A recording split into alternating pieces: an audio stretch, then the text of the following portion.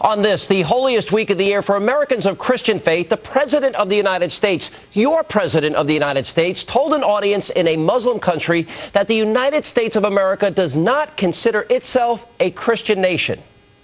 You know, I've said before that one of the great strengths of the United States is, although as I mentioned, we have a very large Christian population, we do not consider ourselves a Christian nation or a Jewish nation or a Muslim nation.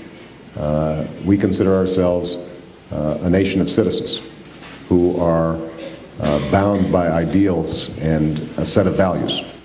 Well, Mr. President, it would seem that you spent too much time on the plane reading the latest edition of Newsweek with the headline titled "The Decline and Fall of Christian America" by editor John Meacham. Now, some religious leaders are calling for Meacham's firing tonight, and we imagine that many Americans would disagree with Meacham's column just as they would with the president's definition of America. And for that matter, a few of our founding fathers would have disagreed too. For many of them, even the ones who lobbied for a separation of church and state, could not help but notice the divine providence that led to the creation of our great nation.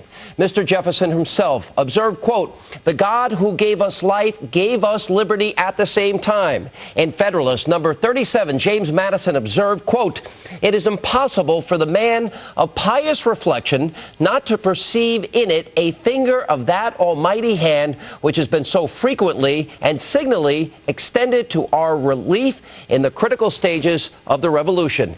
Oh, and by the way, both of those quotes and many more can be found in Mr. Meacham's very own book, which is called American Gospel: God, the Founding Fathers, and the Making of a Nation. You might want to try reading this, Mr. President. Tonight.